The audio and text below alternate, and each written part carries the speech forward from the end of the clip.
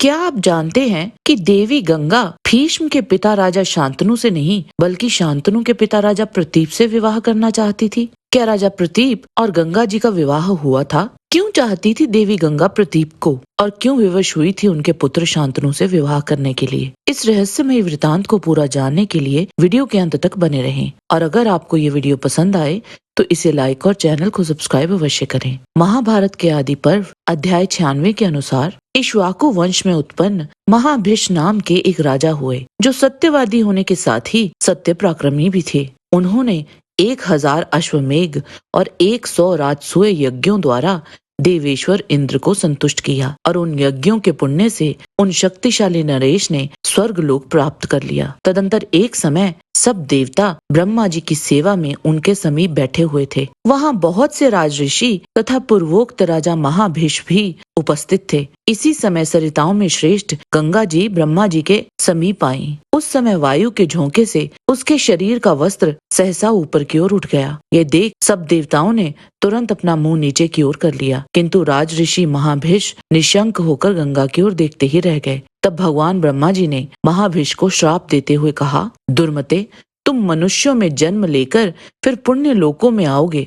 जिस गंगा ने तुम्हारे चित्त को चुरा लिया है वही मनुष्य लोक में तुम्हारे प्रतिकूल आचरण करेगी। जब तुम्हें गंगा पर क्रोध आ जाएगा तब तुम भी श्राप से छूट जाओगे। महानदी गंगा राजा भिष को धैर्य खोते हुए देख मन ही मन उन्हीं का चिंतन करती हुई लौटी। मार्ग से जाती हुई गंगा ने वसु देवताओं को देखा। उनका शरीर स्वर्ग से नीचे गिर रहा था। उन्हें इस रूप में गंगा ने पूछा, तुम लोगों का दिव्य रूप कैसे नष्ट हो गया? देवता सकुशल तो है ना? तब देवताओं ने गंगा से कहा, महात्मा वशिष्ठ ने थोड़े से अपराध पर क्रोध में आकर हमें श्राप दे दिया है कि तुम लोग मनुष्य योनि में जन्म लो। अतः हमारी प्रार्थना है कि तुम पृथ्वी पर मानव पत्नी होकर हम वसुओं को अपने पुत्र रूप से उत्पन्न करो। शुभे हमें मानुषी स्त्रियों के उदर में प्रवेश ना करना पड़े, इसीलिए हमने ये अनुरोध किया है। गंगा जी तथास्तु कहकर उनसे बोली, वसुओं, मर्त्य लोक में ऐसे श्रेष्ठ पुरुष कौन हैं जो तुम लोगों के पिता होंगे? वसुगण बोले, राजा शांतनु मनुष्य लोक में हमारे जनक होंगे। गंगा जी ने कहा, मैं राजा शांतनु का प्रिय करूंगी और तुम्हारे इस अभीष्ट कार्य को सिद्ध करूंगी। तदंतर इस पृथ्वी पर राजा प्रतीप राज्य करने लगे।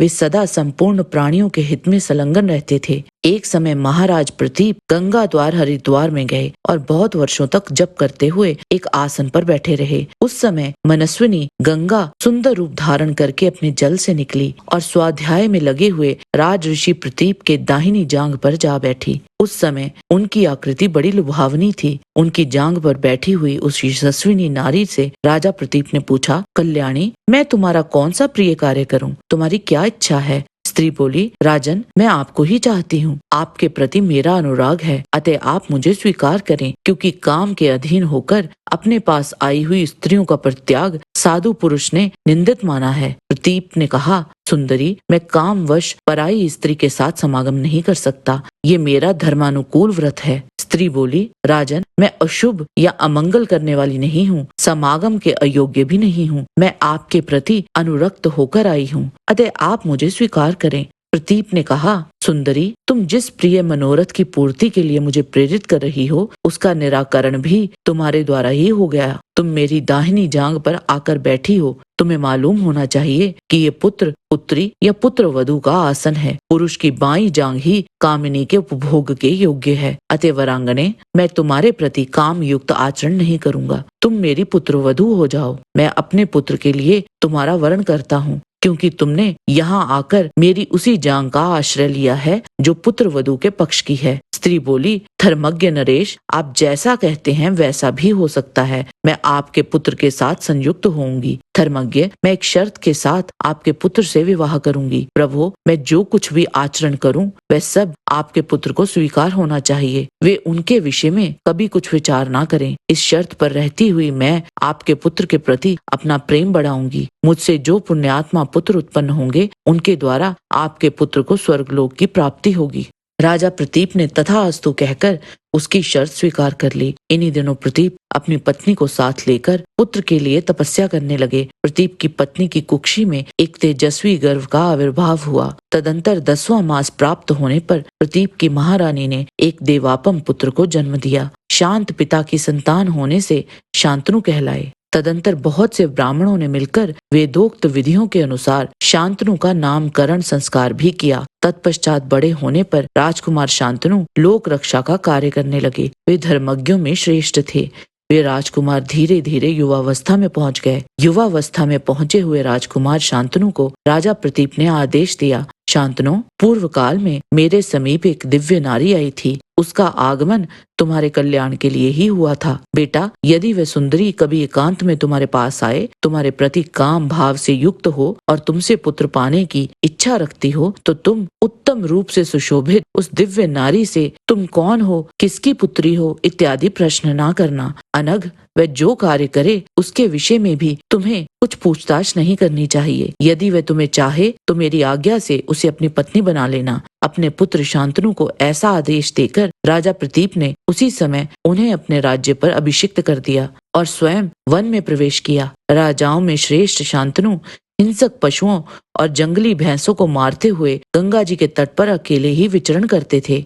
एक दिन उन्होंने एक परम सुंदरी नारी देखी जो अपने तेजस्वी शरीर से ऐसी प्रकाशित हो रही थी मानो साक्षात लक्ष्मी ही दूसरा शरीर धारण करके आ गई हो। तब राजा शांतनु उसे सांत्वना देते हुए मधुर वाणी में बोले, सुमध्य में तुम देवी, दानवी, गंधर्वी, अप्सरा, यक्षी, नाग कन्या अथवा मानवी कुछ भी क्यों ना हो, देव कन्याओं के समान सुशोभित होने वाली सुंदरी, मैं तुमसे याचना करता हूँ कि मेरी पत्नी हो जाओ। राजा शांतनु का वचन सुनकर गंगा उनके पास आई। उन नृप श्रेष्ठ को देखकर साध्वी गंगा को वसुओं को दिए हुए वचन का स्मरण हो आया। साथ ही राजा प्रतीप की बात भी याद आ गई। तब यही उपयुक्त समय है, ऐसा मानकर वसुओं को मिले श्राप से प्रेरित हो वे स्वयं संतानोपादन की इच्छा से पृथ्वीपति महाराज शांतनु के समीप चली आई और बोली, भूपाल, मैं आपकी महारानी बनूंगी एवं आपके अधीन रहूंगी, परंतु एक शर्त है। राजन, मैं भला या बुरा जो कुछ भी करूं उसके लिए आपको मुझे नहीं रोकना चाहिए और मुझसे कभी अप्रिय वचन भी नहीं कहना चाहिए। ऐसा बर्ताव करने पर ही मैं आपके समीप रहूंगी। यदि आपने कभी मुझे किसी कार्य से रोका या अप्रिय वचन कहा तो मैं निश्चय ही आपका साथ छोड़ दूंगी। उस समय बहुत अच्छा कहकर राजा ने जब उसकी शर्त मान ली, तब उन नृप श्रेष्ठ को पति रूप में प्राप्त करके उस देवी को अनुपम आनंद मिला। तब राजा शांतनु देवी गंगा को रथ पर बिठाकर उनके साथ अपनी राजधानी को चले गए और आगे भविष्य में उन्हें देवव्रत नामक पुत्र की प्राप्ति हुई जो भीष्म कहलाए। जय श्री कृष्ण। आज के वीडियो में बस इतना ही। आशा करते हैं कि आपको हमारा ये वीडियो पसंद आया होगा। कृपया इसे लाइक और शेयर अवश्य करें। किसी भी प्रकार की त्रुटि के लिए आप सबसे क्षमा याचना करते हुए आपसे निवेदन है कि प्रेम पूर्वक परमपिता परमात्मा को मन में धारण करें और बोलें, वैदिक सनातन धर्म की सदा ही जय।